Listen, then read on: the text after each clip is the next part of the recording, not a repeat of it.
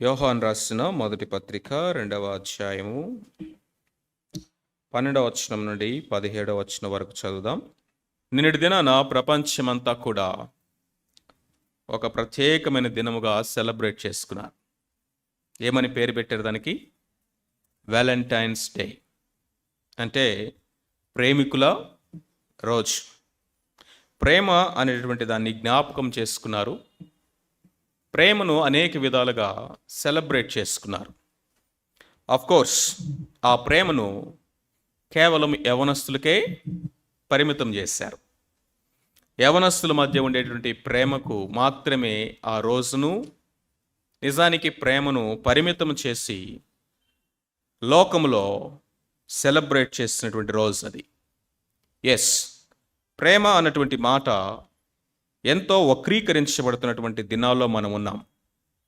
The word love is the most misunderstood word and the most misinterpreted word, and it is the most abused word, mistreated word.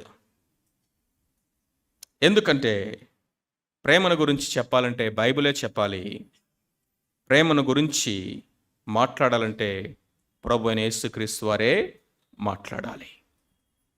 It is a love book that talks about love of God. Hour God is love. మన దేవుడు ప్రేమాస్వరూపి. ప్రేమను గురించి వివరించటమే కాదు, ప్రేమను ఆయన ప్రత్యక్షపరిచాడు. అంతేకాకుండా ఆయన ప్రదర్శనలో కలువరి శిలువ మీద చూపించాడు. ఈరోజు మనం ధ్యానించుకోబెట్టే అంశం ఏంటంటే the love that God hates. The love that God hates. దేవుడు అసహించుకునేటటువంటి ప్రేమ, దేవుడు అంగీకరించినటువంటి ప్రేమ, దేవుడు ఆమోదించినటువంటి ప్రేమ. ఈ మాటలు వింటున్నప్పుడు మీకు ఆశ్చర్యంగా లేదు? ప్రేమ అయున్న దేవుడు, ప్రేమించమని చెప్పిన దేవుడు ప్రేమను అసహించుకోవటం ఏంటి? ఇది ఎలాంటి ప్రేమ? ఎలాంటి ప్రేమ దేవుడికి ఇష్టం ఉండదు. ఇది చాలా ప్రాముఖ్యమైనటువంటి విషయం. ఒక స్కూల్లో ఉన్నటువంటి పిల్లలనట టీచర్స్ ఒక హాస్పిటల్కి తీసుకెళ్లారట ఎక్స్పోజర్ కోసం. హాస్పిటల్ అంటే ఎలా ఉంటుంది, పేషెంట్స్ని ఎట్లా ట్రీట్ చేస్తారు, ఇవన్నీ వాళ్ళకి డైరెక్ట్గా లైవ్లో చూపించడానికి. అన్నీ వాళ్ళు చూసి వస్తూ ఉన్నప్పుడు ఒక చిన్న పిల్లవాడికి ఒక డౌట్ వచ్చిందట. అక్కడున్నటువంటి టీచర్ తోటి ఒక ప్రశ్న వేశాడు. టీచర్ ఎందుకని అక్కడున్నటువంటి నర్సులు, డాక్టర్లు పదే పదే వాళ్ళ చేయి కడుక్కుంటున్నారు? ఎందుకని పదే ఏదో లిక్విడ్ తోటి వాళ్ళ చేయి వాష్ చేసుకుంటున్నారు? వాట్ ఈస్ ద రీజన్ అని అడిగాడట. అప్పుడు ఆ టీచర్ అట ఆ చిన్న పిల్లవాడితో చెప్పింది, because they love health, they hate gems అందట. ఎందుకంటే వారు హెల్త్ని, ఆరోగ్యాన్ని ప్రేమిస్తున్నారు, అనారోగ్యాన్ని కలిగించేటటువంటి ఈ బ్యాక్టీరియాస్ని, జెమ్స్ని అసహించుకుంటున్నారు. కాబట్టే వాళ్ళు పదే వారు చేయి కడుక్కుంటున్నారు అని చెప్పారట. There is something that we look at to this passage. మనము ఆరోగ్యకరమైనటువంటి ప్రేమను ప్రేమించేవారైతే, ఆరోగ్యకరమైనటువంటి ప్రేమను ప్రదర్శించేవారిగా, ఇతరులకు పంచేవారిగా మనం ఉండినట్లయితే ఈ లోకంలో ఆరోగ్యకరము కానటువంటి ప్రేమను ఏం చేయాలి? అసహించుకోవాలి. That is what health is all about. ఆరోగ్యకరము కానటువంటి ప్రేమ ఉన్నది, దాన్ని అసహించుకోవటమే ఆరోగ్యకరమైనటువంటి ప్రేమను. సో కాబట్టి ఇక్కడ దేవుని వాక్యము ఎంతో బ్యాలెన్స్డ్గా మనకు నేర్పించేటువంటి బోధ ఏంటంటే, ఆయన ఏం చెప్తున్నాడంటే love God and hate evil. దేవుని ప్రేమించండి, పాపాన్ని అసహించుకోవాలి. దేవుని ప్రేమించటం అంటే పాపాన్ని అసహించుకోవటమే. పాపాన్ని అసహించుకోకుండా దేవుని మనం ప్రేమించలేము. దేవుని ప్రేమిస్తున్నామంటానికి రుజువు పాపాన్ని అసహించుకోవటం. అర్థమవుతుందా? Submit to God and resist the devil. దేవునికి లోబడి ఉండండి, అపవాదిని ఎదిరించండి. అపవాదిని ఎదిరించండి, వాడు మీ యొద్ద నుండి పారిపోవునని చెప్పలా బైబిల్. దేవునికి లోబడండి, అపవాదిని ఎదిరించండి, అప్పుడు వాడు మీ యొద్ద నుండి పారిపోవును. ఎదిరించటం అపవాదిని అనేది నువ్వు జరగాలి అంటే లోబడటం దేవునికి అనేది జరగాలి. నువ్వు పాపాన్ని అసహించుకోవటం అనేది జరగాలంటే దేవుని ప్రేమించటం అనేది జరగాలి. దేవుని ప్రేమిస్తున్నాము అంటే పాపాన్ని అసహించుకోవటం అనేది ఆబ్వియస్గా కనపడాలి. Fear God and do not sin. దేవునికి భయపడండి. కొంచెం వాయిస్ తగ్గించింది. దేవునికి భయపడండి, పాపమును అసహించుకోండి. చూసారా, మీరు గమనిస్తున్నారా? ఒక పాజిటివ్, ఒక నెగిటివ్ లాగా మనం చేయవలసింది దాని ఎఫెక్ట్ లాగా ఇక్కడ ప్యారలల్గా దేవుడు తీసుకెళ్తున్నటువంటి కొన్ని విషయాలు ఉన్నాయి. ఆశ్చర్యం ఏంటంటే 2వ అధ్యాయము 7వ వచనం నుంచి 11వ వచనం వరకు ప్రేమించమని చెప్పిన దేవుడు 12వ వచనం నుండి 17వ వచనం వరకు ప్రేమించొద్దు అని చెప్తున్నాడు. ఏం ప్రేమించమన్నాడు? సహోదర ప్రేమ కలిగి ఉన్నాడు. నేను మిమ్మల్ని ప్రేమించినట్లుగా మీరు ఒకరినొకరు ప్రేమించుకోవాలని చెప్పాడు. మీరు నన్ను ప్రేమించరు అని చెప్పడానికి రుజువు ఏంటంటే నా పోలికలో సృష్టించబడినటువంటి సహోదరుని ప్రేమించటమే అని చెప్పాడు. మీరు ఆ విధంగా ఒకరినొకరు ప్రేమించుకొని సహవాసంలో ఎదగటం ద్వారా నన్ను పోలినటువంటి వారుగా మీరు జీవిస్తారు అని చెప్పాడు. అది లాస్ట్ వీక్ మనం ధ్యానించుకున్నటువంటి అంశం. ఇప్పుడు లోకమునైనను లోకములో ఉన్నదానినైనను ప్రేమించుకుడి అని చెప్తున్నాడు. Do not love the world and the things of this world. లోకమునైనను లోకములో ఉన్నదానినైనను మీరు ప్రేమించుకుడి. ఎందుకు అని గనక మనం చూసినట్లయితే 4 కారణాలు చెప్పాడు ఈ చిన్న ప్యాసేజ్లో. మొట్టమొదటిది, ఎందుకు లోకమును లోకములో ఉన్నదాన్ని ప్రేమించొద్దనంటే అసలు మీరు ఏమై ఉన్నారో మీకు తెలిస్తే మీరు లోకమును లోకములో ఉన్నదాన్ని ప్రేమించరు అన్నాడు. Because of what you are. Do not love the world because of what you are. మీరు ఏమై ఉన్నారో దాన్ని బట్టి. రెండవది చూసినట్లయితే అసలు లోకం అంటే ఏంటో మీకు అర్థమైతే ఆ లోకాన్ని ప్రేమించరు అంటున్నాడు. Because what the world is. మూడోది కనుక మనం చూసినట్లయితే ఈ లోకములో ఏమున్నదో అది ఏం చేస్తుందో నీకు నాకు అనేది నీకు తెలిస్తే నువ్వు లోకాన్ని ప్రేమించు అన్నాడు. Because what the world does. నాలుగవది, అసలు ఈ లోకం యొక్క అంతం ఏంటో, ఫైనల్ డెస్టినేషన్ ఏంటో, దాని గమ్యం ఏంటో నీకు తెలిస్తే నువ్వు దాన్ని ప్రేమించు అన్నాడు. 4 కారణాలు ఎందుకు లోకమును లోకములో ఉన్నదాన్ని ప్రేమించొద్దన్నాడంటే అసలు నీవెవరో, ఈ లోకములో ఉన్నటువంటి నీవెవరో నీకు తెలిస్తే ఈ లోకాన్ని నువ్వు ప్రేమించు. రెండవది, అసలు ఈ లోకం అంటే అర్థము నీకు తెలిస్తే లోకాన్ని నువ్వు ప్రేమించు. లోకములో ఉన్నది ఏంటో నీకు తెలిస్తే లోకాన్ని నువ్వు ప్రేమించు.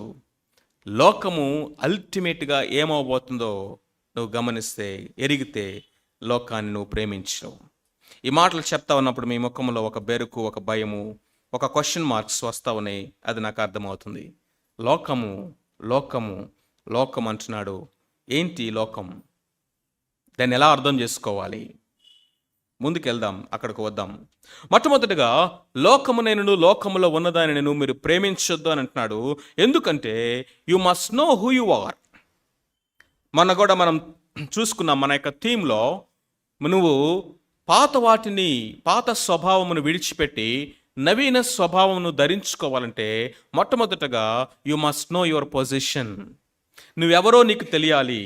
క్రీస్తులో దేవుడు నీకు నాకు మనకు అనుగ్రహించినటువంటి ఆ స్థానం ఏంటో, ఆ పొజిషన్ ఏంటో మనము ఎరగాలి. Knowing something leads us for doing something. Yes, మొట్టమొదటిగా ఇక్కడ ఏం చెప్తున్నాడంటే, చిన్న పిల్లలారా ఆయన నామమును బట్టి మీ పాపములు క్షమించబడి ఉన్నవి గనుక మీకు రాయిచున్నాను. యోహాను భక్తుడి యొక్క స్టైల్ ఆఫ్ రైటింగ్ మనము ఈ పత్రికలో చూస్తూ ఉన్నట్లయితే it is a parental tone అన్నాం. ఒక తండ్రి మాట్లాడినట్టుగా, ఒక ఒక పేరెంట్ కనుక పిల్లలతో మాట్లాడినట్లుగా, ఫ్యామిలీ లాంగ్వేజ్ ఇది, కుటుంబంలో ఉన్నటువంటి పరిభాషలో తల్లిదండ్రులు పిల్లలతో మాట్లాడినట్లుగా ఆయన ఇక్కడ తన యొక్క సంఘముతో మాట్లాడుతూ ఉన్నాడు. ఇలాంటి సంభాషణ, ఈ విధమైనటువంటి ప్రేమతో కూడినటువంటి సంభాషణ అనేది చాలా అవసరం. చాలాసార్లు మనం సత్యం మాట్లాడతాం కానీ అందులో ప్రేమ ఉండదు. మనము చెప్పాలనుకున్నటువంటి విషయాన్ని సూటిగా చెప్తాము కానీ అందులో ఇతరుల్ని కట్టాలి అనేటువంటి కన్సర్న్ ఉండదు. ఇట్ ఈస్ రాంగ్ అని చెప్పడం వరకే మనం తీసుకుంటాం కానీ ఆ యొక్క రాంగ్ చేసినటువంటి వ్యక్తి దీని నుంచి నేను ఏ మేలు పొందాలి, లేకపోతే ఏ విషయంలో సరిచేయబడాలి, దీనివలన నాకు కలిగినటువంటి మేలు ఏంటి అనేటువంటి ఆ కోణంలోనికి కనుక ఆ వ్యక్తి రావట్లేదంటే మనం కేవలము ఏం చేస్తున్నామంటే అతనిలో ఉన్న తప్పు మాత్రమే ఎత్తి చూపిస్తా ఉన్నామని అర్థం. కానీ ప్రేమతో కూడిన సంభాషణ ఏం చేస్తుందంటే ఒక కన్సర్న్ని బిల్డ్ చేస్తుంది. మనం ఒకరి కోసం ఒకరు కన్సర్న్ కలిగి ఉన్నాము. మన పిల్లలు తప్పు చేస్తూ ఉంటే ఎట్లాగా మాట్లాడతామో, మన యొక్క సహోదరులు కనుక దారి తప్పిపోతుంటే వాళ్ళ కొరకు ఎలా పరితపిస్తామో, ఏ విధంగా వాళ్ళ కొరకు కన్నీరు కారుస్తామో, నిద్ర పట్టనటువంటి ఆ స్థితిని ఎట్లాగైతే మనం అనుభవిస్తామో, మనము సంఘములో కూడా సహవాసంలో కూడా ఆ విధమైనటువంటి కన్సర్న్ కలిగిన వారుగా ఉండాలి. కాబట్టి రఫ్గా మాట్లాడటము, లేకపోతే కఠినంగా మాట్లాడటము, జడ్జిమెంటల్గా మాట్లాడటము అనేది సత్యమును మనం చెప్పడానికి ఉపయోగపడుతుందేమో కానీ చాలాసార్లు అది జీవితాలను కట్టడానికి ఉపయోగపడదు. ఎందుకు యోహాన్ని ప్రేమకు అపోస్తలుడు అని పిలిచారంటే ఆయన రైటింగ్స్లోనే కాదు, ఆయన యొక్క వర్డ్స్ పలుకులో కూడా ఏం కనిపిస్తూ ఉంది? లవ్ అనేది ఎగ్జాంప్లిఫై అవుతా ఉంది. చిన్నపిల్లలారా నా మాట ఈ పత్రికను మీరు చదవండి, ఎన్నిసార్లు రిపీట్ అవుతుంది. ఆల్మోస్ట్ ప్రతి పారాగ్రాఫ్ బిగినింగ్లో ఏమైనా సంబోధన చూస్తున్నాం? నా చిన్న పిల్లలారా. అసలు ఈ మాట ఎక్కడి నుంచి నేర్చుకుని ఉంటాడు యోహాన్ అని ఆలోచిస్తూ ఉంటే యోహాను సువార్త 21వ అధ్యాయంలో వారందరూ చేపలు పట్టడానికి వెళ్ళిపోయి మరలా పునరుద్ధానం జరిగిన తర్వాత కూడా ఏం చేపలు పట్టకుండా రాత్రంతా ప్రయాసపడినప్పుడు యేసుక్రీస్తు ప్రభువారు వచ్చి వాళ్ళని ఏమని పిలిచాడండి? పిల్లలారా. 3.5 సంవత్సరాలు తనతో వెంట పెట్టుకొని వాళ్ళకి శిష్యులుగా అనేక విషయాలు నేర్పించి ఆయన పునరుద్ధానుడే తిరిగి లేచిన తర్వాత కూడా ఆయన నమ్మకుండా తిరిగి మరలా వెనక్కి వెళ్ళిపోయి బ్యాక్ స్లైడ్ అయిపోయి విశ్వాసంలో వాళ్ళు బలహీనులైపోయి మరలా మేము చేపలు పట్టుకోవడానికి పోవదుము అన్నటువంటి వాళ్ళ దగ్గరికి వెళ్ళి బుద్ధుందా అనాలి కదా, మీరు మనుషులేనా అనాలి కదా, 2-3 సార్లు చూసిన తర్వాత కూడా మీరు నన్ను నమ్మట్లేదా అని ఒక రకమైన ఉక్రోషాన్ని, అసహనాన్ని, బాధను ఆ మాటలో వ్యక్తపరచాలి కదా. కానీ ఇక్కడ ప్రభు అంటున్నాడు పిల్లలారా అంటున్నాడు. పిల్లలారా అని పిలుస్తున్నప్పుడు ఆ మాట వాళ్ళకి ఎంత కంఫర్ట్ ఇచ్చి ఉంటుందండి. ఒక్కసారిగా ప్రభు సుమి అని ఈయనే కదా చెప్పింది, యోహానే. So it is nothing but lord, ప్రభువే అని చెప్పినప్పుడు వాళ్ళ హృదయాలు ఎట్లా ఉండుంటాయి? గిల్ట్తో నిండిపోయింటాయి. అపరాధ భావముతోటి, ముఖము చిన్నబుచ్చుకొని, అవమానంతో, చేసిన తప్పు ఆ ముఖంలో కనపడతా తల ఎత్తుకోలేని స్థితిలో ఉన్నప్పుడు బుద్ధుందా అంటే ఇంకా మళ్ళీ జీవితంలో ఎప్పుడు తల ఎత్తుకోలేరు కదా. అలాంటి స్థితిలో ఉన్నటువంటి వారిని తల ఎత్తుకునేటట్లుగా కాన్ఫిడెంట్గా ప్రభు యొక్క ముఖంలోనికి ముఖము పెట్టి చూసి మాట్లాడగలిగిన స్థితిలోనికి వాళ్ళని బలపరిచింది ఏంటంటే ప్రభు పలికినటువంటి ఆ మాట పిల్లలారా అన్నాడు. పిల్లలారా, కాన్ఫిడెన్స్ వచ్చింది వాళ్ళకి. చూసారా ప్రియులారా, యోహాను అంటున్నాడు పిల్లలారా. ఈ చిన్న పిల్లలారా అన్నటువంటి మాట ఎవరిని గురించి సంబోధిస్తూ ఉంది అంటే ఇక్కడ ఒక సైకిల్ రిపీట్ అవుతుంది. చిన్న పిల్లలారా 2 సార్లు, తర్వాత యవనస్తులారా అనేటువంటి 2 సార్లు రిపీట్, ఆ తర్వాత తండ్రులారా అనే మాట 2 సార్లు రిపీట్ అవుతూ it is a beautiful style of writing అనమాట. ఆయన చెప్పాలనుకున్న విషయాన్ని అదే రిపీటెడ్గా చెప్పటం అనమాట. అయితే చాలామంది స్కాలర్స్ చెప్పినటువంటి మాట ఏంటంటే మొట్టమొదటిగా చెప్పినటువంటి చిన్నపిల్లలారా అన్న మాటకి గ్రీక్ పదము, రెండోసారి చెప్పినటువంటి మాట చిన్నపిల్లలారా అనేటువంటి దానికి రెండిటికి ఒకటి రాయలేదట. మొట్టమొదటిగా చిన్నపిల్లలారా అని చెప్పినటువంటి మాట దేవుని పిల్లలు అన్నట్లుగా రాశారట. దేవుని పిల్లలైనటువంటి వారు అందరికీ అన్నట్లు. ఎందుకంటే మీ పాపములు ఆయన నామమును బట్టి క్షమించబడి ఉన్నవి గనుక. సో దేవుని యొక్క పిల్లలంటి వారు ఎవరంటే పాపములు క్షమించబడినటువంటి వారు. ఎవరి పాపములైతే ఆయన రక్తంలో కడిగివేయబడినవో, ఎవరైతే వారి పాపాలు ఒప్పుకొని ఆయన సంఘముగా సహవాసముగా చేర్చబడ్డారో వారందరినీ కూడా పిల్లలు. ఇది కుటుంబ భాష, ఒక ఫ్యామిలీ లాగా కన్సిడర్ చేసి అని మాట్లాడుతున్నారు. దేవుని కుటుంబంలో ఉన్నటువంటి పిల్లలైనటువంటి వారందరూ. మరి చాలా మంది చెప్పింది ఏంటంటే లేదు ఆయన తండ్రులారని 2 సార్లు చెప్పాడు, యవనస్తులారని 2 సార్లు చెప్పాడు, కాబట్టి పిల్లలారా అని కూడా 2 సార్లు పలుకుంటాడు అన్నారు. ఏది ఏమైనప్పటికీ కూడా ఇక్కడ మొట్టమొదటిగా మనము ఏమై ఉన్నాము అన్నటువంటి దాంట్లో కుటుంబం అయి ఉన్నాము అని చెప్తున్నాడు. ఫస్ట్ చెప్పండి, కుటుంబము. ఏ కుటుంబం ఇది? ఆత్మీయ కుటుంబము. ఏ కుటుంబం ఇది? దేవుని కుటుంబము. మరి ఈ కుటుంబంలోనికి ఎలాగో చేర్చబడ్డాం మనము? మనందరికీ ఒక కుటుంబాలు ఉన్నాయి. ఆ కుటుంబాల్లో నువ్వు సభ్యుడు ఎలా అయ్యావంటే తల్లిదండ్రులకి పుట్టడం ద్వారా. You became the member of that family because you born to your parents. భౌతికమైనటువంటి జన్మ ద్వారా మనమందరము ఒక కుటుంబములో సభ్యులమయ్యాము. ఆ విధంగా అందరికీ వారి వారి కుటుంబాలు ఉన్నాయి. అయితే ఈ కుటుంబాల్లో ఉన్నటువంటి మనమందరము కూడా ఒక కుటుంబం అయింది. దేనిని బట్టంటే ఒకే జన్మ. ఆ జన్మ ఏంటి? తిరిగి జన్మించినటువంటి అనుభవం. ఆత్మ ద్వారా, ఆయన వాక్యము ద్వారా తిరిగి జన్మించినటువంటి ఈ అనుభవం ద్వారా మనమందరము ఒక కుటుంబం అయ్యాం. ఇది దేవుని పిల్లల యొక్క కుటుంబం, ఆత్మీయ కుటుంబం, సంఘము. సంఘం అంటే ఫ్యామిలీ. గుర్తుపెట్టుకోండి, సంఘం అంటే ఏదో మనము ఆదివారం వెళ్ళి కూర్చొని వచ్చేటువంటి ప్లేస్ కాదు. It's not a place just go and SIT and come back. ఏదో 2-3 గంటలు టైం స్పెండ్ చేసేటువంటి ఒక రిక్రియేషన్ ప్లేస్ కాదు, ఒక బిల్డింగ్ కాదు. సంఘం అంటే ఈవెన్ ఆర్గనైజేషన్ కూడా కాదు. సంఘం అంటే ఒక కుటుంబం, ఆత్మీయ కుటుంబం. అందుకనే అంటున్నాడు చిన్నపిల్లలారా అని పిలుస్తున్నాడు. ఒక స్పిరిచువల్ ఫాదర్ లాగా వాళ్ళని కన్సిడర్ చేస్తున్నాడు. మరి ఈ కుటుంబంలో 3 స్థాయిల్లో ఆత్మీయంగా పిల్లలు ఉన్నారు. అందరూ పిల్లలే కుటుంబంలో, దేవుని పిల్లలమే. ఆత్మీయంగా మనం అందరము కూడా చిల్డ్రన్ ఆఫ్ గాడ్.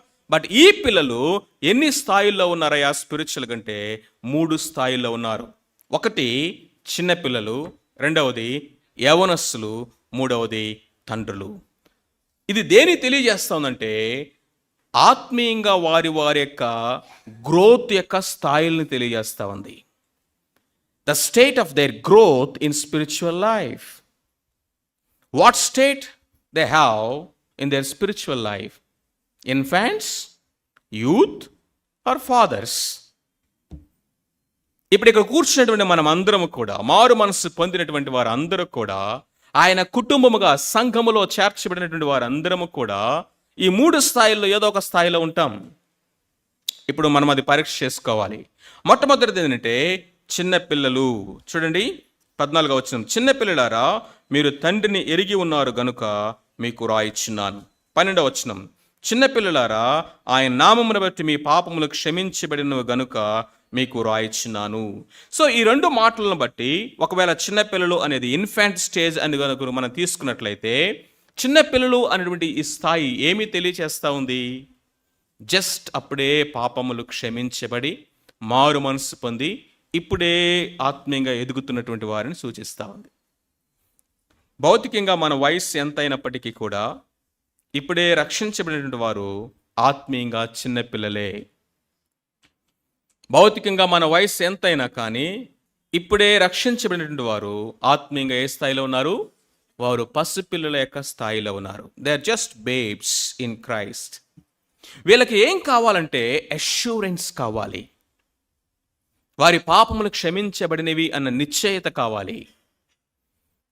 దేవుడు మమ్మల్ని రక్షించాడు, అందుకని ఇక్కడ అన్నాడు ఆయన నామమును బట్టి మీ పాపములు క్షమించబడి ఉన్నవి గనుక ఈ సంగతులు మీకు వ్రాయిచున్నాను. What they need for comfort, what they need for encouragement is assurance of salvation. జాగ్రత్తగా వినండి. చాలామంది రక్షించబడ్డాము అనుకుంటారు, కానీ వాళ్ళు రక్షించబడరు. రక్షించబడకుండానే మేము రక్షించబడ్డాము అని ఊహించుకుంటూ ఉంటారు. మరికొంతమంది ఏమో వారు రక్షించబడి ఉంటారు, కానీ రక్షించబడి ఉన్నామన్న సంగతి వాళ్ళకి తెలియదు. మరికొంతమంది అయితే వారు రక్షించబడలేదు కానీ రక్షించబడ్డామని చెప్పుకుంటారు. రెండవది, రక్షించబడలేదేమో అని అనుకుంటా ఉంటారు. సో ఇప్పుడు రక్షించబడి మేము రక్షించబడలేదేమో అనుకునేటువంటి వాళ్ళకి ఏం కావాలంటే నిశ్చయిత కావాలి. ఏ ఆధారాన్ని బట్టి నువ్వు రక్షించబడ్డావు? అది నీ క్రియల వల్ల కలిగింది కాదు. చాలాసార్లు అనుకుంటాం, మనం పాపం చేసేస్తే రక్షణ పోయిందేమో అనుకుంటారు. పాపం చేయగానే మనలో ఉన్న పరిశుద్ధాత్ముడు బయటికి వెళ్ళిపోయాడేమో అనుకుంటాం. ఒకవేళ పాపం చేయగానే మనం వెంటనే ఇదిగో దేవుడిని శిక్షించి నరకానికి పంపిస్తాడేమో అని భయపడుతూ ఉంటారు. భయం ఉండటం మంచిదే, కానీ ఇలాంటి భయము, అసత్యం ఆధారం చేసుకునే భయం అనేది మనల్ని బానిసత్వంలోకి తీసుకెళ్తుంది. ప్రియమైన వారలారా, రక్షణ అంటే ఏదో వస్తువు కాదు నువ్వు పొందుకున్నది. రక్షణ అంటే రిలేషన్షిప్. చెప్పండి, ఇట్ ఈస్ అ రిలేషన్షిప్. రక్షణ అనేది జన్మతో పోల్చారు. ఒకసారి నువ్వు పుట్టిన తర్వాత మీ తల్లిదండ్రులకి పుట్టకుండా ఉండే అవకాశం ఉందా? ఒకసారి జన్మించిన తర్వాత జన్మించకుండా ఉండే అవకాశం ఉందంటారా? మీ తల్లిదండ్రులకి నువ్వు కుమారుడు కుమార్తె కాకుండా ఉండాలంటే ఏం చేయాలి? పుట్టిన తర్వాత అందరు ఎలా చూస్తున్నారేంటి? ఒకసారి నువ్వు జన్మించిన తర్వాత మీ తల్లిదండ్రులకి కుమారుడు కుమార్తె అయిన తర్వాత కుమారుడు కుమార్తె కాకుండా ఉండాలంటే ఏం చేయాలి? Impossible. That relationship is permanent. అదే విధముగా మారు మనస్సు పొందిన తర్వాత, తిరిగి జన్మించిన తర్వాత మనము దేవుని పిల్లలము.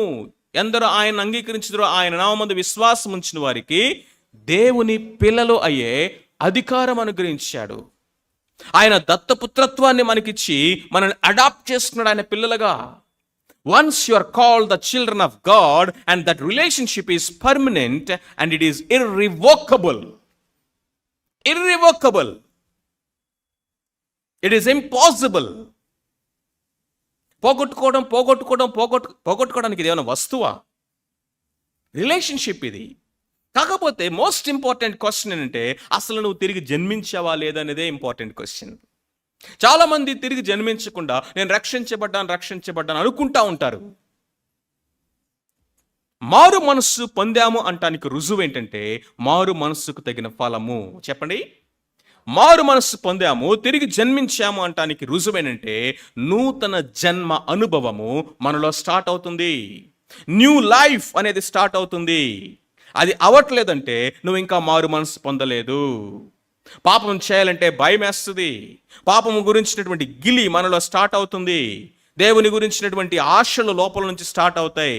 లోకములో ఉన్నటువంటి వాటిని స్లోగా విడిచిపెట్టాలి అన్న ఆశ అట్లీస్ట్ స్టార్ట్ అవుతుంది. దేవుని వాక్యం వింటున్నప్పుడు మనలో ఆనందం వస్తుంది. క్రొత్త విషయాలు దేవుని గురించి నేర్చుకుంటా ఉన్నప్పుడు ఆత్మలో సంతోషం వస్తుంది. ఆరాధిస్తున్నప్పుడు దేవుణ్ణి ఆత్మలో ఆనందం కలుగుతుంది.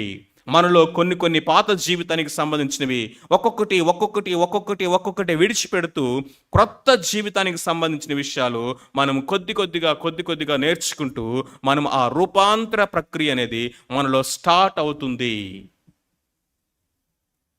ఈ లోకములో జన్మించినప్పుడు పాప స్వభావంతో జన్మించాము. ఆదాము కుమారులుగా మనము జన్మించాము. తిరిగి జన్మించినప్పుడు మనము నవీన స్వభావముతో జన్మిస్తాము. దేవుని పిల్లలుగా ఆయన కుటుంబంలోనికి వచ్చాం. ఇప్పుడు దైవ స్వభావమును మనం ధరించుకొని ఆయన పోలికలోనికి అనుదినం మార్చబడతా ఉంటాం. ఒకవేళ కనుక నువ్వు చెప్తే నేను మారు మనసు పొంది 10 సంవత్సరాలు అవుతుందన్నా, బాప్తీసం తీసుకుని 20 సంవత్సరాలు అవుతుందన్నా, కానీ నాలో ఏ విధమైన మార్పు వచ్చినట్లుగా నాకైతే కనిపించట్లేదు అంటే ఐఎమ్ సారీ, నువ్వు మారు మనసు పొందలేదు అని అర్థం. మారు మనసు అనుకుంటే నువ్వు అనుకున్నది కాదు. మారు మనసు అంటే నూతన జన్మ. ఆ నూతన జన్మలో నూతనత్వం ఉంది. ఆ నవీన స్వభావం అనేది అనుదినం మనలో క్లియర్గా కనిపిస్తుంది. మారు మనసు తగిన ఫలము మనలో కనిపిస్తుంది. నీ ఫ్రెండ్స్ నీ గురించి చూసి అంటారు, సంథింగ్ నీలో ఏదో మార్పు వచ్చింది. నీ చుట్టూ ఉన్నవారు నిన్ను అబ్జర్వ్ చేస్తారు, సంథింగ్ నీలో ఏదో మార్పు ఉంది. నీ మాటలు మారినాయి, నీ ప్రవర్తన మారింది, నీ యాటిట్యూడ్స్ మారినాయి, నీ ఎమోషన్స్ మారినాయి, నీ చాయిసెస్ మారినాయి, నీ ప్రయారిటీస్ మారినాయి. అట్లీస్ట్ పర్ఫెక్షన్లోకి రాకపోయినా ఆ మార్పు అనేటువంటి ప్రక్రియ నీలో స్టార్ట్ అయింది అని ఖచ్చితంగా ఎవిడెంట్గా నీలో కనపడాలి.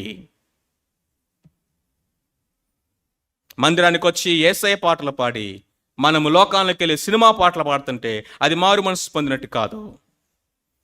మనము మందిరానికి వచ్చి బైబిల్ చదివి లోకంలోకి వెళ్ళి మనకు ఇష్టానుసారమైనవన్నీ చూస్తూ చదువుతూ మాట్లాడుతూ ఆనందిస్తూ ఉంటే అది మారు మనసు పొందినట్టు కాదు. You are deceiving your self.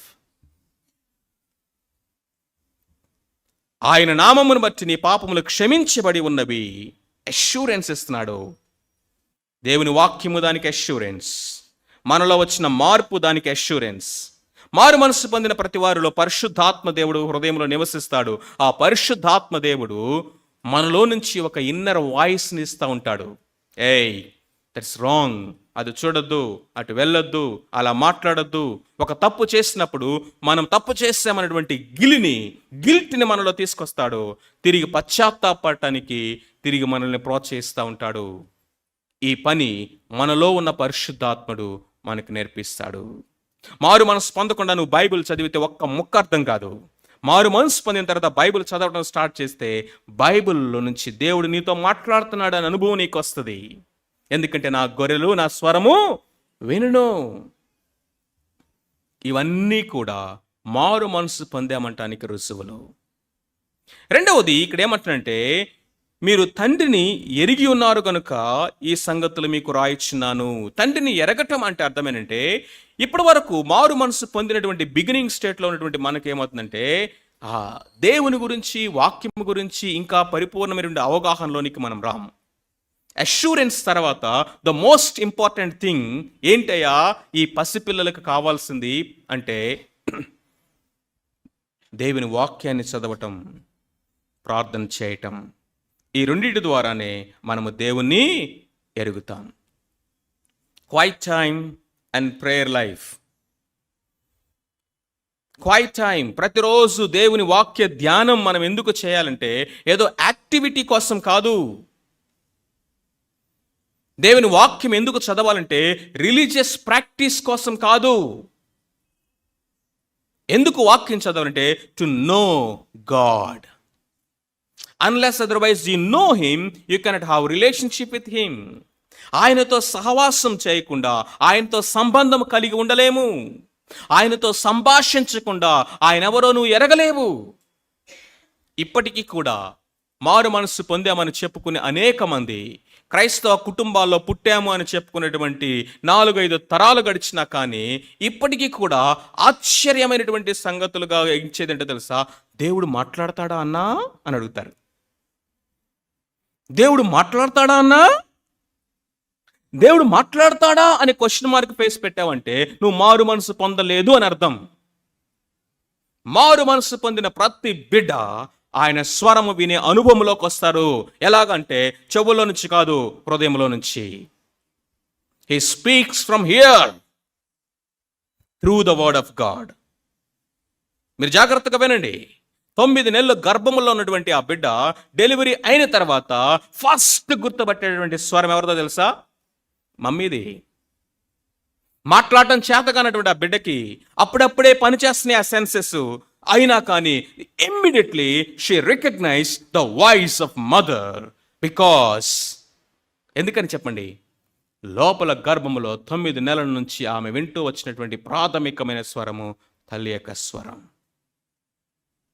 ఆ తల్లి యొక్క స్వరము, ఆ తర్వాత తండ్రి యొక్క స్వరము ఆ బిడ్డ ఎందుకు రికగ్నైజ్ చేస్తా తెలుసా? Relationship and love. ఒక కాపరి యొక్క స్వరము ఆ గొర్రెలు మాత్రమే వింటాయట. బయట ఎన్ని నాయిస్లు ఉన్నా కానీ, చుట్టూ ఎన్ని నాయిసెస్ వినపడుతున్నా కానీ వాయిస్ ఒక్కటే. In the midst of the noises you must able to recognize the voice of God who is our savior.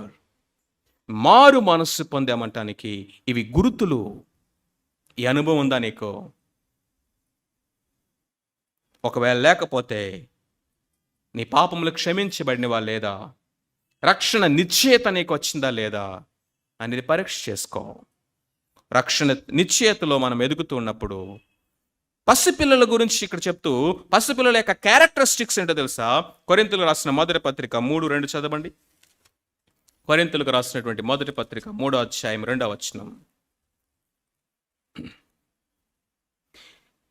అప్పటిలో మీకు బలము చాలకపోయినందున పాలతోనే మిమ్మల్ని పెంచితిని గాని అన్నముతో మిమ్మల్ని పెంచలేదు. ఎందుకని? పైన అంటున్నాడు, మీరు శరీర సంబంధమైన మనుషులే అనియు క్రీస్తునందు పసిబిడ్డలే అనియు మీతో మాట్లాడవలసి వచ్చును. క్రీస్తునందు పసిబిడ్డలంట ఎట్లా ఉంటారు?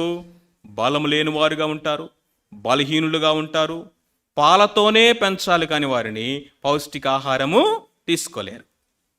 సో క్రీస్తునందు పసిబిడ్డలు, చిన్నపిల్లలారా అంటే మొదటి స్థాయిలో వాళ్ళు ఎలా ఉంటారంటే బలహీనులుగా ఉంటారు. ఏ విషయాల్లో బలహీనులుగా ఉంటారు? ప్రతి విషయంలోనూ బలహీనతే.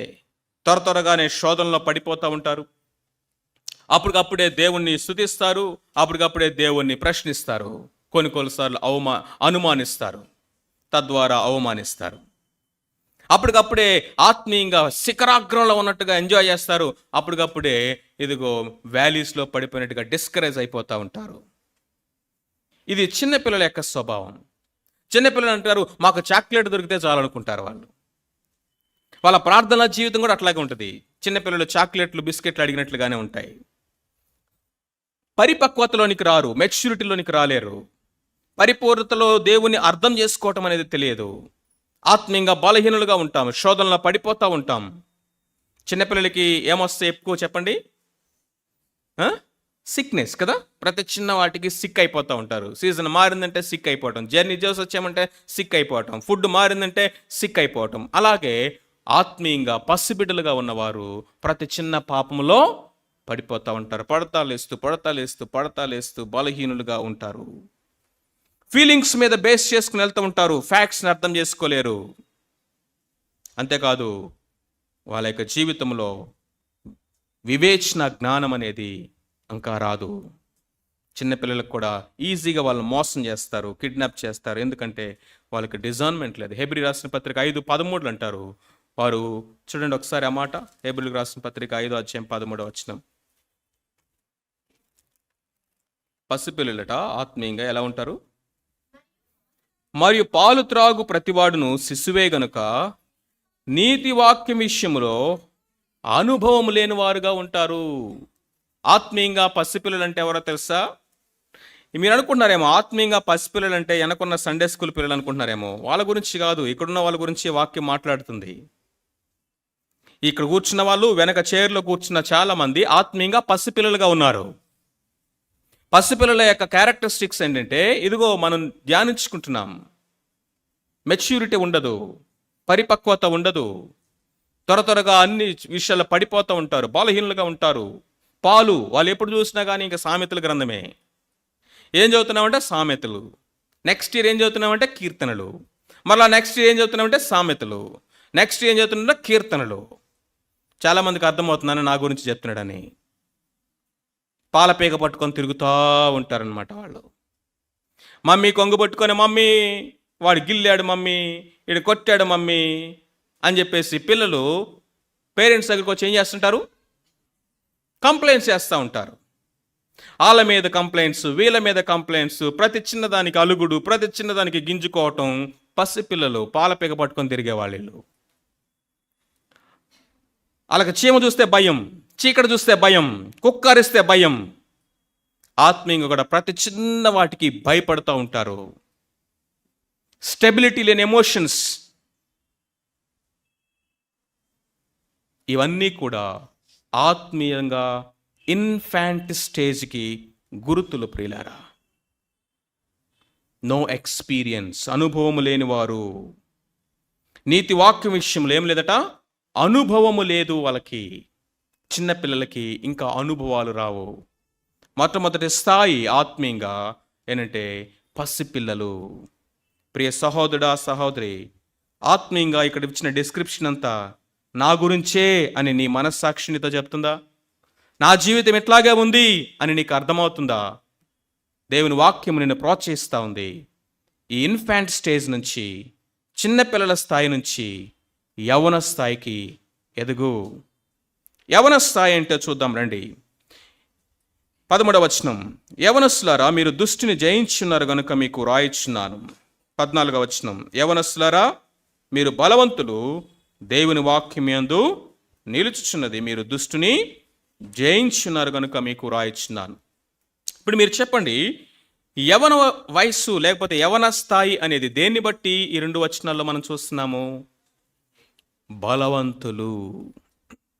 అందుకనే కొంచెం బలమైన పని చేయాలన్నా, బరువులు ఎత్తాలన్నా ఎవరిని పిలుస్తారు చెప్పండి? ఎవరిని పిలుస్తారు? యవనస్తులను పిలవని అంటారు.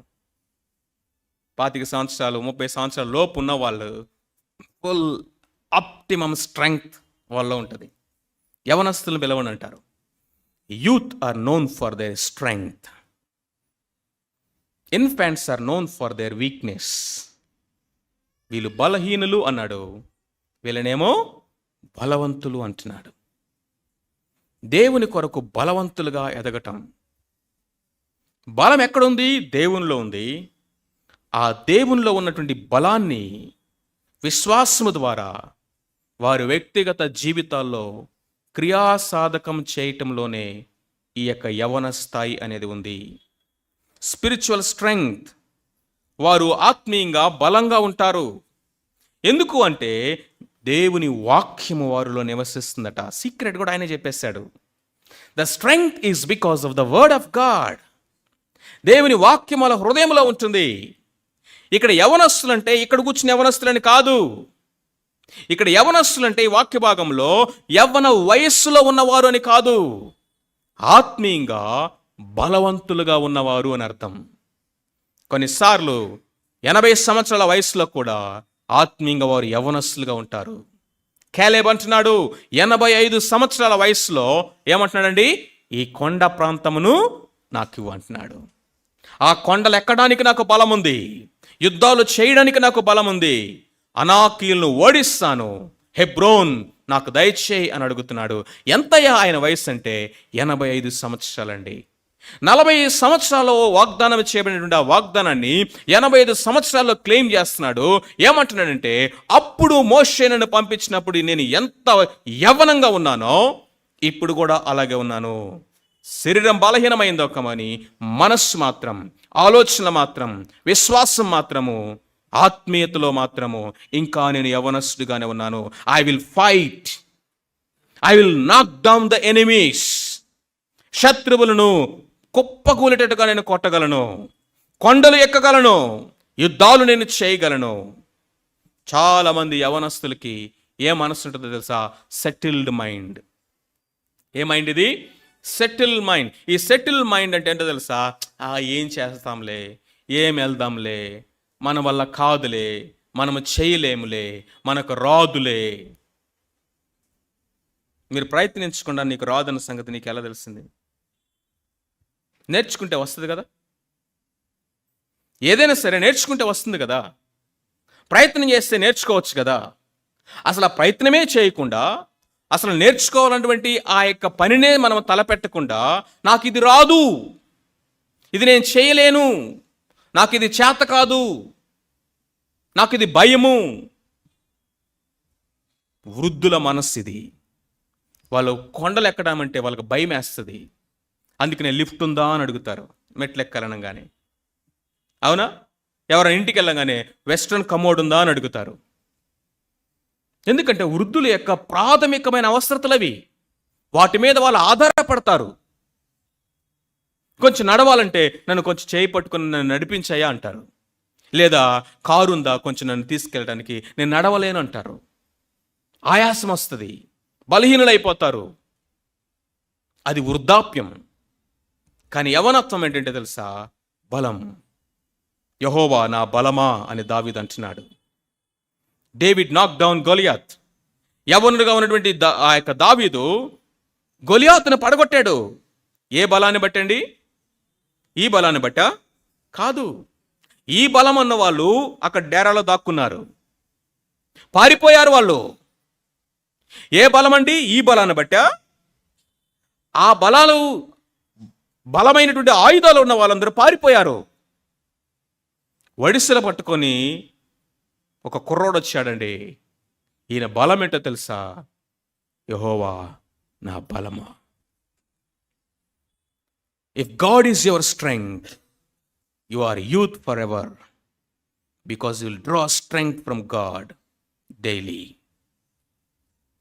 ప్రభు కోసం మనం ఇది చేద్దాం అది చేద్దాం అనేటువంటి ఆశ ఉండాలండి.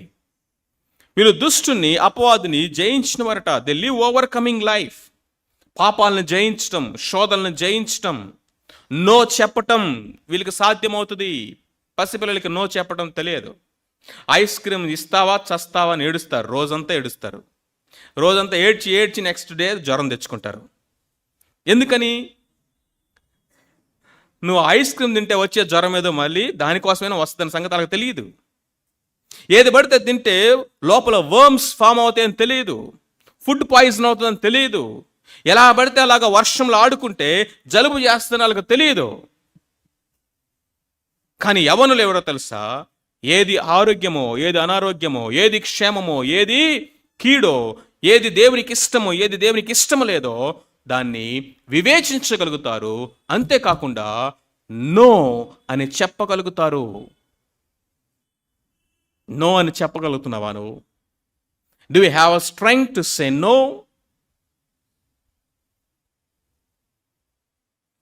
అపవాదిని ఎదిరించి జయించటము.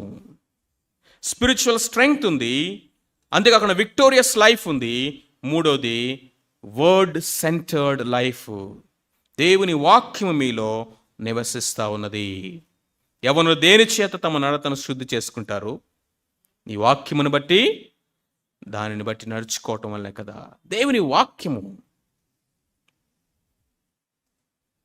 మూడవదిగా మనం చూసినట్లయితే ఫాదర్స్, తండ్రులారా అంటున్నాడు. తండ్రులారా, మీరు ఆది నుండి ఉన్నవారిని ఎరిగి ఉన్నారు గనుక మీకు రాయిచ్చున్నాను. తండ్రులారా, ఆది నుండి ఉన్నవారిని మీరు ఎరిగి ఉన్నారు గనుక మీకు రాయిచ్చున్నాను. ఇక్కడ ఎరుగుట అన్న మాటకి, చిన్నపిల్లలారా అన్నప్పుడు ఎరుగుట అన్న మాటకి వ్యత్యాసం ఉంది. చిన్నపిల్లలు ఎరగటం అంటే ఇప్పుడిప్పుడే తెలుసుకోవటం. అందుకనే క్వైట్ టైం, వాక్య ధ్యానము, పర్సనల్ బైబిల్ స్టడీ, ఫెలోషిప్ ద్వారా, ప్రార్థన ద్వారా నువ్వు స్లోగా దేవుణ్ణి ఎరగాలి, ఆయన ఆరాధించడం నేర్చుకోవాలని చెప్పాం. ఇక్కడ తండ్రులారా అన్నప్పుడు ఎరుగుటం అంటే అర్థం ఏంటో తెలుసా? మెచ్యూరిటీ. ఇదేంటి చెప్పండి? మెచ్యూరిటీ, ఆత్మీయ పరిపక్వత. తండ్రులారా అన్నప్పుడు there have deep experiential knowledge. తండ్రులకు ఏముంటుంది చెప్పండి? అనుభవాలు ఉంటాయి. ఒక 50 సంవత్సరాల వయసు వచ్చేసరికి, 55 సంవత్సరాల వయసు వచ్చేసరికి, ఇంకా 60 సంవత్సరాల వయసు వచ్చేసరికి వయసుతో పాటు ఏం పెరుగుతాయి చెప్పండి? అనుభవాలు. పెద్దవాళ్ళు మాట్లాడితే వాళ్ళు అనుభవాల్లో నుంచి మాట్లాడతారు. ఒక విషయాన్ని 360 డిగ్రీస్లో చూస్తారు వాళ్ళు. వాళ్ళ అనుభవాల కోణంలో చూసి వారు విశ్లేషించి ఆ విషయాలు మనకు చెప్తారు. ఎందుకంటే వాళ్ళకి అనుభవాలు ఉన్నాయి. జ్ఞానం ఒక్కటే సరిపోదు ప్రియులారా, అనుభవ జ్ఞానం కావాలి. దేవుని అనుభవపూర్వకంగా ఎరగటం అనేది విశ్లేషణాత్మకంగా మాత్రమే కాదు, అనలిటికల్గా మాత్రమే కాదు, ఎక్స్పీరియన్షియల్గా ఎరగటం అనేది మనము ఎరగాలి. అందుకే పౌలు అంటున్నాడు, ఆయనను, ఆయన పునరుద్ధరణ బలమును ఎరుగు నిమిత్తము. పెద్దవాళ్ళైన వాళ్ళు ఏం ఎరుగుతారయ్యా, తండ్రులైన వాళ్ళు ఏం ఎరుగుతారయ్య అంటే, చిన్నపిల్లలాగా ఆటలు పాటల్లో వాళ్ళు ఎంజాయ్ చేయరట. చిన్నపిల్లలంతా ఆటల పాటల్లో ఎంజాయ్ చేస్తారు. యవనస్తులేమో అడ్వెంచర్స్లో ఎంజాయ్ చేస్తారు. వీళ్ళు అది చేయాలి, ఇది చేయాలి, బైక్ నడపాలి, కార్ నడపాలి, కొండలు ఎక్కాలి, లేకపోతే వర్కౌట్ చేసి వెయిట్ లిఫ్ట్ చేయాలి. ఏమంటే చెప్పండి, యవనస్తులు దేంట్లో ఎంజాయ్ చేస్తారు?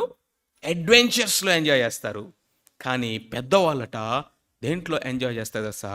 అనుభవాలు నేర్చుకోవటంలో, ఆ అనుభవాలను ఇతరునికి పంచటంలో, పిల్లల్ని కనడంలో, పిల్లల్ని పెంచటంలో, ప్రయోజకులుగా చేయటంలో వాళ్ళు ఎంజాయ్ చేస్తారట.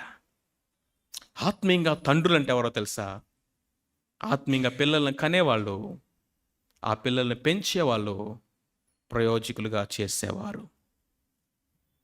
ఇప్పుడు అడుగుతున్నాను, చెప్పండి, ఇక్కడ తండ్రులు తల్లులు ఎంతమంది ఉన్నారు? చేతులు ఎత్తండి. ఒక్క చేయి కూడా లేవలేదు. తండ్రులు తల్లులు అంటే మనం కలిగిన పిల్లల్ని బట్టి కాదు, ఆత్మీయంగా కనిన పిల్లలను బట్టి. మరి మీరే చెప్పండి, పిల్లలు లేని వాళ్ళని ఏమంటారు? పిల్లలు కనలేని వాళ్ళని ఏమంటారు? ఆత్మీయ స్థితిని వాక్యపు వెలుగులో యథార్థంగా మనం పరీక్ష చేసుకోవాలి. తండ్రులుగా తల్లులుగా ఉండటం అంటే maturity, mentoring, parenting. Mentoring and parenting. కనాలంటే ప్రసవ వేదన కావాలి. పిల్లల్ని పెంచటం అంటే మామూలుగా ఉంటుంది అనుకున్నారా?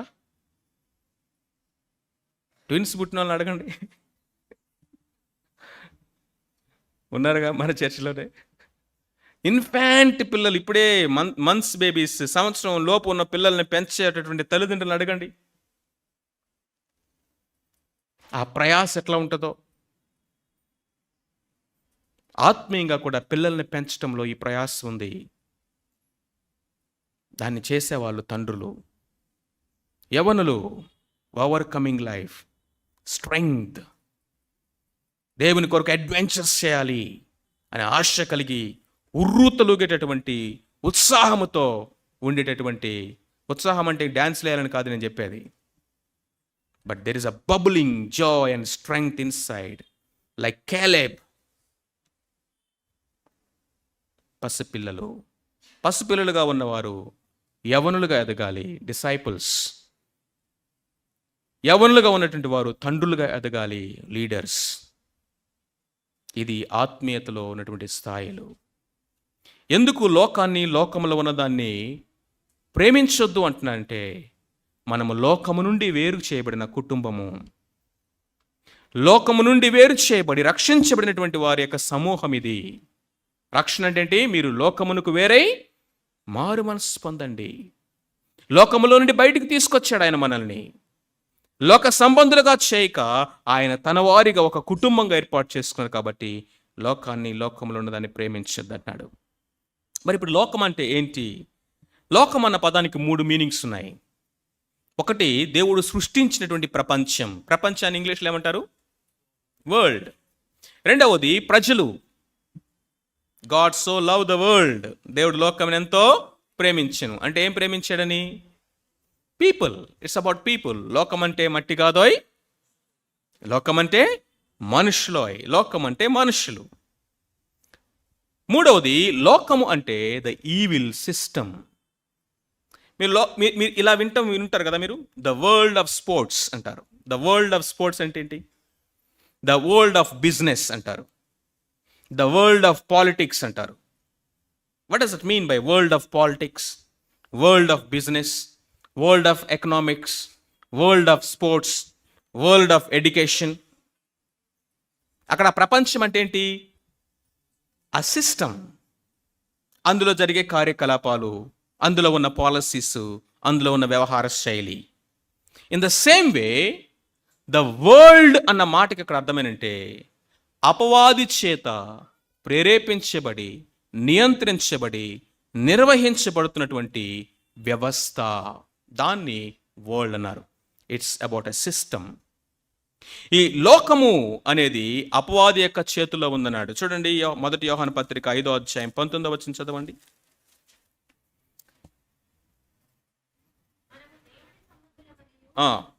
లోకమంతయు దుష్టుని యందు ఉన్నదనియు ఎరుగుదము.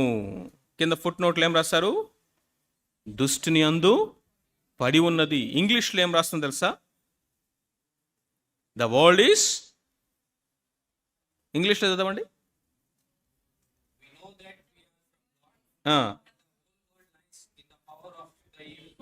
The whole world lies in the power of the evil one. Lies అన్న మాటకి ఇంకొక ట్రాన్స్లేషన్ వేస్తారా, the lap of Satan అని రాశాడు. సాతాను ఒడిలో ఉందట. వాడు ఒళ్ళో కూర్చోబెట్టుకున్నాడు లోకం మొత్తాన్ని. Lies in the power of evil one. యోహాను సువార్త 12:31 అన్నాడు, ఈ లోకాధికారి వచ్చినాడు. లోకాధికారి, లోకమంతా ఎవరి యొక్క అధికారంలో ఉంది? అపవాది. ఎవరి యొక్క పవర్లో ఉంది? 1 యోహాను 5:19 ప్రకారము అపవాది. సో ఇక్కడ లోకము అన్నప్పుడు ఏంటంటే దేవుడు లేనటువంటి, దేవుడు నాకు అక్కర్లేదనే ప్రపంచం, self centred, greedy, sexually immoral, pride, independent from God, ఈ ఆలోచన విధానంతో రన్ అయ్యేటటువంటి సిస్టమ్ని ఇక్కడ ఏమనంటే లోకము అని పిలుస్తున్నాడు. మరి లోకానికి విశ్వాసికున్నటువంటి సంబంధం ఏంటో తెలుసా? యోహాను సువార్త 17:14 నుంచి కనుక మనం చూసినట్లయితే, మీరు లోకంలో ఉన్నారు కానీ మీరు లోక సంబంధులు కాదు అంటున్నాడు. ఇది గుర్తుపెట్టుకోవాలి. We are in the world but we are not of the world. Of అన్న మాటకి ఏంటో తెలుసా? ఎవరికి చెందిన వారం మనం. To whom you belongs. We belongs to a family which is the family of God. మొన్న అన్న చెప్తూ ఒక అద్భుతమైన మాట చెప్పాడు. ఎంతమందికి అది పట్టుకున్నారు నాకు అర్థం కాలేదు. కానీ సంఘం అంటే నోవాహు ఓడ లాంటిదట. సంఘం అంటే చెప్పండి, it is an ark of Noah. Noah ఓడ లాంటిది. నోవా ఓడ ఎక్కడ ఉంది చెప్పండి? ఇక్కడ లేదని మాత్రం చెప్పకండి. నోవా ఓడ ఎక్కడుంది? జలప్రలయంలోనే ఉంది. నోవా ఓడ ఎక్కడుంది? నోవా ఓడ చుట్టూ ఏముంది? తీర్పు, ఉగ్రత, మరణం, జలప్రలయం. కానీ నోవా ఓడలో మాత్రం ఏముంది? లైఫ్, సేఫ్టీ, కాన్ఫిడెన్స్, భద్రత. ఎంత అద్భుతమైన ట్రూత్ అండి ఇది. సంఘం అంటే, దేవుని కుటుంబం అంటే it is an ark of God. లోకంలోనే ఉన్నాం. ఇప్పుడు మీరు చెప్పండి, ఆ నోవా ఓడలో గనక నీళ్ళు వచ్చేస్తే ఏమైపోయింది అది? ఆ నోవా ఓడలో గనక జలప్రలయంలో బయట ఉన్నటువంటి నీళ్ళు లోపలికి వస్తే ఏమైపోద్ది? అదే జరుగుతుంది. సంఘంలోకి లోకం రాకూడదు, లోక వ్యవస్థ రాకూడదు. విశ్వాసమని చెప్పుకున్న నీవు నేను మన జీవితాల్లో లోకం యొక్క ప్రభావం, ఆచారాలు, కట్టుబాట్లు, ఓడ మునిగిపోద్ది, జాగ్రత్త. దేవుడిని సురక్షితమైన ప్రాంతాలకు తీసుకొచ్చాడు, ఓడలోకి తీసుకొచ్చాడు, రక్షణ ఇచ్చాడు, భద్రతనిచ్చాడు. ఆ భయంకరమైనటువంటి జల ప్రళయంలో నిన్ను ఆయన జీవములోకి తీసుకొస్తే, ఇప్పుడు బయట ఉన్నటువంటి లోకము గనక లోపలికి వస్తే ప్రమాదం ఏంటో తెలుసా? ఓడ మునిగిపోద్ది. ఓడ బద్దలైపోయిన వాళ్ళు కలరు అన్నాడు పౌలు. నడి సముద్రంలో మునిగిపోద్దది. You are safe when you are out of the world. ఓడ నీళ్ళలోనే ఉంటుంది కానీ ఓడలోకి నీళ్లు రాకూడదు. ఇది క్రైస్తవ జీవితం అంటే. ఓడ నీళ్ళలోనే ఉంటుంది. ఆయన వచ్చే వరకు, ప్రభు యొక్క రాకడ వరకు మనము లోకములో ఉంటాము కానీ లోకము మనలోకి రాకూడదు. ఏముంది ఇంతకీ లోకంలో అంటే? శరీరాశ, నేత్రాశ, జీవపు డంబం. లోకంలో ఉన్నది అంతయు శరీరాశ, నేత్రాశ, జీవపు డంబం. ఇంగ్లీష్లో the lust of the flesh, the lust of the ice and the lust of the self which is pride of life. So ఈ మూడింటిని ఒక్క మాటలో చెప్తే లోకంలో ఉన్నదంతా ఏంటి చెప్పండి? లస్ట్. అందుకనే దేవుడు అన్నాడు, లోకములో ఉన్నదాన్ని నేను ప్రేమించుకుడి. Because all that is in the world is lust. ఇంతక లస్ట్ అంటే ఏంటో తెలుసా? A craving, unceasing, unending craving or desiring more for self.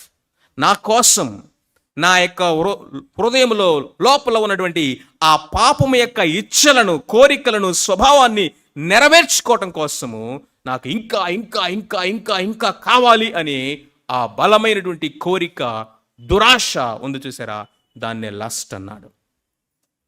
అది కళ్ళ ద్వారా అయితే ఇంకా చూడాలనిపిస్తుంది. నోటి ద్వారా అయితే ఇంకా తినాలి, మాట్లాడాలనిపిస్తుంది. ఈ శరీర సంబంధమైన సెన్సెస్ ద్వారా అయితే ఇంకా అనుభవించాలి, ఇంకా కావాలి. This is lust. లవ్ ఏంటో తెలుసా? The sacrificial giving for others. ఇతరుల యొక్క శ్రేయస్సు కొరకు నా దగ్గర ఉన్నది త్యాగపూరితంగా ఇచ్చేది ప్రేమ. Love always gives and it sacrificially gives. Lust అంటే ఏంటి తెలుసా? నా స్వార్థం కోసం ఇతరుల దగ్గర ఉన్న శ్రేష్టమైన దాన్ని నాకు కావాలని కోరుకొని లాగేసుకునేది లస్ట్. దేవుడు ప్రేమస్వరూపి, లోకము లస్ట్. శరీరాశ, నేత్రాశ, జీవపు డంబం. మనలో పాప స్వభావం ఉంది, లోకములో పాపం ఉంది. పాపాన్ని ప్రేరేపించే సాతాను అపవాది మన చుట్టూ ఉన్నాడు. 3 రెల్మ్స్లో పాపం ఉంది. పాపం ఎక్కడ చెప్పండి? మనలో ఉంది. Sin within us. 2, మన చుట్టూ ఉన్న లోకంలో పాపం ఉంది. Sin around us. 3వది సిన్ అబవ్ us. మనలో పనిచేసే దురాత్మ సమూహము సాతానుడు, వాడు పాపమునకు ప్రేరేపిస్తూ ఉంటాడు. Evil in us, evil around us and evil above us. ఇందులో పరిశుద్ధ జీవితం అనేది దేవుడు నీలో నాలో కోరుకున్నాడు. ఎలాగయ్యా అంటే మనలో ఇంకొక స్వభావాన్ని నాటాడు. ఆ స్వభావమే నవీన స్వభావం. ఆత్మచేత శరీర క్రియలని చంపాలి. మనం చేయవలసినవి చేయకుండా దేవా నువ్వు చేయి, నువ్వు చేయి, నువ్వు చేయి అంటే దేవుడు అంటాడు నేను చేయనంటాడు. సంవత్సరం అంతా క్లాస్ రూమ్లో కూర్చోబెట్టి ఎగ్జామ్స్ కొరకు చక్కగా అన్నీ చెప్పి పాఠాలు టీచర్స్ ప్రిపేర్ చేస్తారు. ఇప్పుడు ఎగ్జామ్ రాయాల్సింది ఎవరు చెప్పండి? ఆ ఎగ్జామ్ కూడా నువ్వే రాయి అన్నాం అనుకోండి, టీచర్ ఏమంటాడు చెప్పండి? ఆ ఎగ్జామ్ కూడా నువ్వే రాయి అంటే ఏమంటాడు? నువ్వు చేయవలసిన పని నువ్వే చేయాలి, నేను చేయాల్సిన పని నేను చేస్తాను. దేవుడు ఇవ్వాల్సిన సహాయం ఇస్తాడు, ఆయన కృపనిస్తాడు, సంఘాన్ని ఇచ్చాడు, ప్రార్థించే సమూహాన్ని ఇచ్చాడు, లోపల పరిశుద్ధాత్మనిచ్చాడు, చేతిలో బైబిల్ని ఇచ్చాడు, కడగబడిన మనస్సాక్షిని ఇచ్చాడు. అన్నీ ఇచ్చి ఇప్పుడేమనంటే పాపాన్ని జయించు అంటున్నాడు. మనమేమంటాం తెలుసా? సోమరిపోతులాగా అది కూడా నువ్వే చేయండి. నా శరీర క్రియలను చంపాలి, లేకపోతే అవి మనల్ని చంపేస్తాయి. శరీర క్రియలను చంపాలి, లేకపోతే అవి మనల్ని చంపేస్తాయి. లస్ట్, దాన్ని ప్రేమించొద్దు. నేత్రాశ, బైబిల్లో నేత్రాశను చంపలేక చచ్చిపోయిన వాళ్ళు చాలామంది ఉన్నారు. చావు దగ్గర వరకు వెళ్ళి బతికొచ్చిన వాళ్ళు ఉన్నారు. మొట్టమొదటి ఆకాన్ ఏం చేశాడు? చూశాడు. చదవండి యెహోషువ 7:21. ఒక మాట చదువుకుని ప్రార్థన చేసుకుందాం. జాషువా 7:21 చదవండి.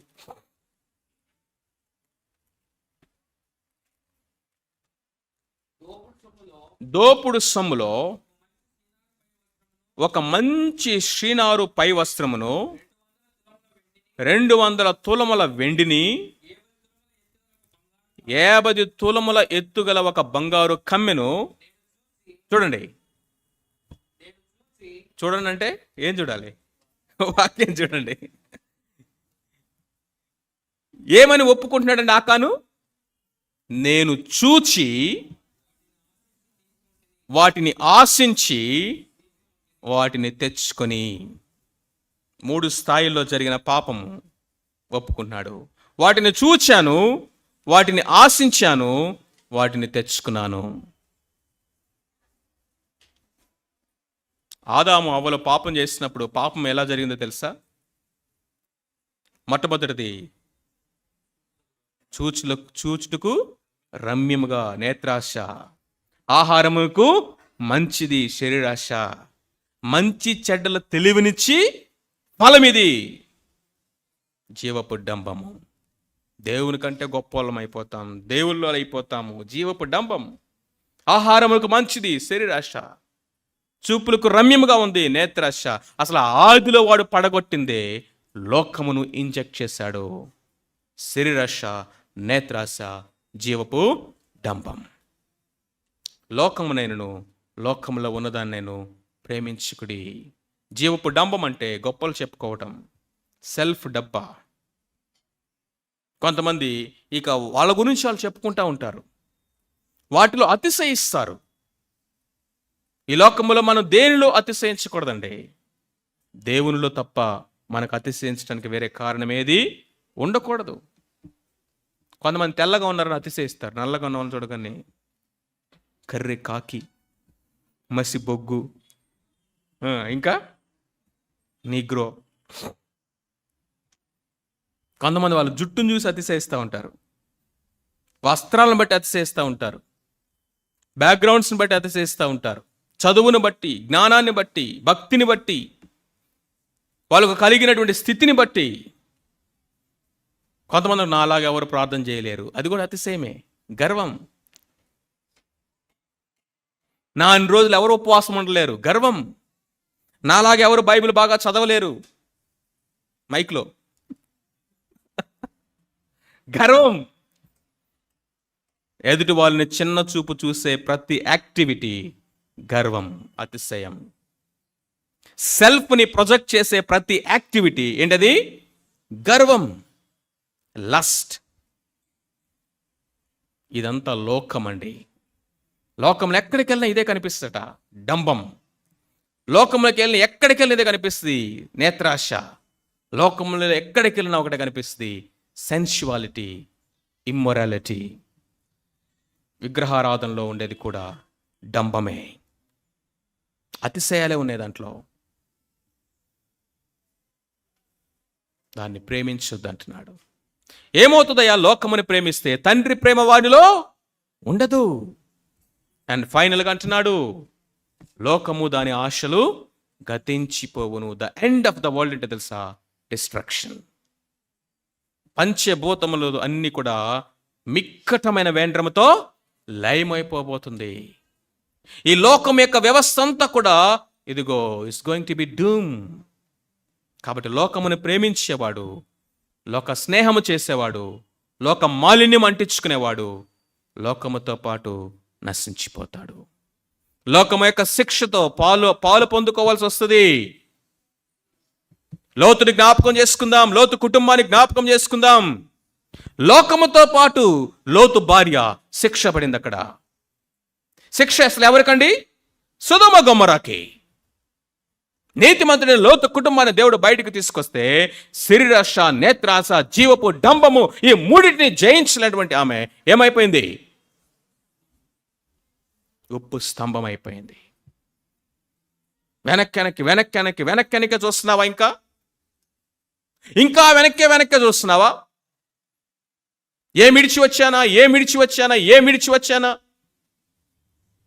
విడిచి వచ్చింది పెంట, పౌలు భక్తుడి యొక్క మాటల్లో. విడిచి వచ్చింది ఐగుప్తు, మోషే భక్తుడి యొక్క మాటల్లో. విడిచి వచ్చింది సొదొమ గొమొర్రా, అబ్రహాం యొక్క మాటల్లో. కావాలా సొదొమ గొమొర్రా? కావాలా నీకు ఐగుప్తు? Let us march towards Zion. Let us march towards New Jerusalem, ఆ నూతన యెరూషలేము వైపు మనము ఎదురు చూస్తూ ముందుకు వెళ్ళాలి. దేవుని చిత్తమును జరిగించేవాడు నిరంతరము నిలుచును. తల వంచండి, ప్రార్థన చేసుకుందాం.